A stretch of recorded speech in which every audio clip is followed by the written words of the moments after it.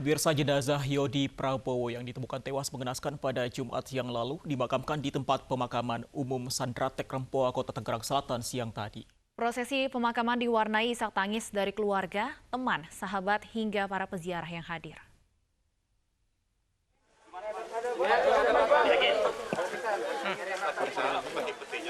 Usai disemayamkan dan disolatkan, jenazah Yodi Prabowo dimakamkan di tempat pemakaman umum Sandratek Rempoa, Kota Tangerang Selatan.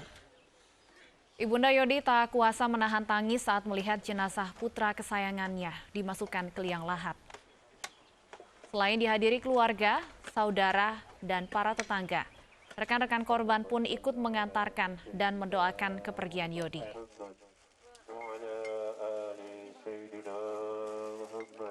Ya, sudah. Sah. Ya. Ya.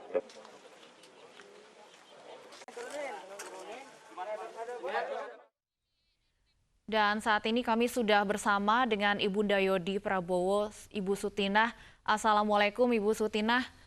Sebelumnya kami ingin mengucapkan turut berbelasungkawa atas meninggalnya putra Ibu. Ya, Mbak, terima kasih. Iya, Ibu Sutinah, sebelum kepulangan almarhum, apakah Ibu melihat ada sikap yang berbeda dari anak Ibu Yodi? Ya itu dia Mbak, ya seperti yang udah saya bilang. Anak saya sekarang kok kelihatan murung, terus kayaknya nggak selera makan gitu Mbak, nggak selera makan. Terus menjelang dia mau terakhir mau pergi itu dia sering ngikutin saya Mbak, kemanapun saya jalan gitu selalu dia ngikutin. Saya ke dapur diikutin. Saya ngerjain kerjaan rumah saya itu selalu dia ikut di samping saya. Saya juga kan bingung ada apa gitu Mbak, nggak biasanya. Biasanya kalau saya masak pun dia paling cuma lewat-lewat aja itu Mbak, nungguin saya di dapur tanpa ada kata-kata. Terus nggak lama saya gosok baju kan ke atas, dia juga ngikutin juga Mbak. Kalau itu baru dia ngomong, kata dia, "Mama, baju aku jangan digosok ya, dipisahin aja, nanti aku yang gosok," kata dia gitu. Terus saya bilang, "Udah nggak apa-apa, mama aja yang gosok, kan mama biasa mama yang gosok bajunya, baju kamu," dia bilang. "Enggak, nanti mama capek, biarin aku aja yang gosok, mama istirahat, gosok punya adik-adik aja," kata dia gitu. Terus nggak lama dia ngambil kipas Mbak, dia nggak takut keringetan, dia ngambil kipas. "Mama tuh capek tuh, lihat tuh keringetnya udah banyak begitu, nanti aku ambilin kipas ya Ma," dia bilang gitu. Dia nggak usah, nggak apa-apa, keringetan sehat, aku gituin Mbak. "Enggak, jangan, ntar mama sakit," kata dia gitu. "Saya kipasin aja dah, keringetnya udah banyak tuh," gitu Mbak. Pokoknya tuh kayaknya kayak ada sesuatu yang mau diungkapkan, cuman dia maju mundur gitu Mbak. Tapi almarhum sempat cerita tidak ke Ibu Turina, ada masalahkah yang dihadapi almarhum? Enggak Mas, cuma gelagatnya aja yang agak Ibu Turina beda sudah, gitu. mohon maaf, Ibu sudah sempat menanyakan ke almarhum sebelum kejadian ini? Belum Mas, itu dia Mas yang bikin saya kayaknya nyesel banget, saya ngerasa dosa ya. Udah tahu kan anak saya begitu, saya itu sebenarnya tuh rencananya mau nanyain dia nanti malamnya, kan saya nunggu situasi sepi dulu kan. Kan siang di rumah kan rame Mas, banyak ponakan, adik pada ngumpul. Jadi saya rencananya tuh mau nanyain almarhum tuh malam harinya. Saya tahunya tuh dia masih cuti, kan cuti Mas, sebelum dia masuk Selasa sorenya itu dia sebenarnya udah cuti selama 4 hari. Saya Alasan pikir alasan cutinya apa? Mohon maaf, Bu Turina. kurang tahu.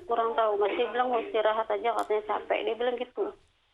Dia bilang capek. Terus saya pikir dia Selasanya juga masih cuti. Ternyata dia sorenya udah pakai seragam, turun dari atas, turun ke bawah. Katanya, "Kat, kamu mau kerja?" "Iya Mak, bukannya masih cuti?" "Enggak, aku masuk sore sekarang, udah mulai kerja," dia bilang gitu. Akhirnya kan saya, ya Allah, baru mau ditanya-tanya kenapa dia berangkat. Ya udahlah, nggak apa-apa, saya besok paginya aja saya tanya, saya pikir gitu kan Mas. Ternyata besok paginya dia nggak pulang. Gitu yang bikin kesel, kenapa nggak saya langsung tanya pas saya lihat dia. Almarhum Ditanya udah aneh gitu ya. almarhum Yodi ini, Ibu Turina, apakah memang biasanya tertutup begitu, mesti ditanya dulu baru kemudian akan bercerita, atau seperti apa biasanya, Ibu? Iya, kadang kalau ditanya dia suka mau cerita, suka enggak mbak. Anaknya begitu. Kadang cerita, kadang enggak. Mungkin tergantung masalahnya kali ya mbak. Kalau misal dirasa dia berat, dia nggak mau surat ke ibunya, mungkin takut mau nambah beban atau gimana, saya nggak ngerti kan. Kadang mau cerita, kadang enggak. Dia malah curhatnya malah justru sama teman-teman mainnya, teman-teman yang di rumah, teman kecil dia. Almarhum ini sering pulang malam, Bu, terkait dengan pekerjaannya juga sebagai jurnalis. Iya kan, kalau dia masuk jam sore seperti kemarin dia pas terakhir kalinya itu kan masuk jam 3-an ya mbak, berangkat dari rumah jam 3 atau setengah 4, itu nanti dia pulangnya sekitar jam 12 malam. Jam 12 malam. Dia Biasanya apa yang dilakukan almarhum ketika pulang? Apakah suka bercerita dengan Ibu Turina? enggak, kan soalnya kan saya kalau udah jam segitu udah tidur mbak. Kadang dia tidur, kadang nggak tidur kayaknya sampai pagi. Dia tanggung mau sholat subuh kan dia bilang. Jadi dia kadang jam 12 tuh kadang dia tidur, kadang enggak mbak. Kata dia kalau aku tidur nanti aku sholat subuhnya kelewat. Jadi dia tuh tidurnya kalau setelah sholat subuh baru dia tidur mbaknya ke siang. Kadang sampai pas dia mau berangkat baru dia bangun. Habis subuh biasanya mbak dia tidurnya. Ibu Turina, pertama kali mendapat informasi mengenai putra Anda ini seperti apa kemarin, Ibu Turina? Kenapa mas? Pertama kali dapat informasi mengenai peristiwa yang menimpa putra Anda? Jumat siang. Hmm. Jumat siang. Dari siapa? Dari temennya dia, temen yang dekat rumah sini, teman kecil, teman mainnya dia. Kan sebelumnya juga saya udah nyari-nyari kan mas, udah nyari-nyari. Kalau hubungin temennya semuanya saya hubungi, termasuk temen yang di rumah, teman sekolah, teman kerja. Terakhir kali itu saya hubungi semua, nggak ada yang tahu kan. Jadi tuh udah pas jam Jumat siang sekitar jam 1 itu ada beberapa orang temannya ke rumah nemuin saya sambil ngasih itu gambarnya Yodi Oke. yang di handphone. Oke, Ibu Turina, meskipun Ibu Turina tadi sedikit menyesal tidak sempat menanyakan mengapa almarhum belakangan ini murung, tapi ada tidak hal-hal yang mungkin disampaikan kepada Ibu, mungkin ada keinginan-keinginan yang sempat disampaikan almarhum yang ingin mungkin dicapai atau ingin dilakukan belakangan ini, Ibu? Enggak mas, dia nggak pernah cerita apa-apa. Nggak pernah cerita apa-apa. Ibu Turina, Yodi ini putra tertua Anda. Iya, betul mbak. Apa yang paling akan Anda rindukan dari sosok Mas Yodi?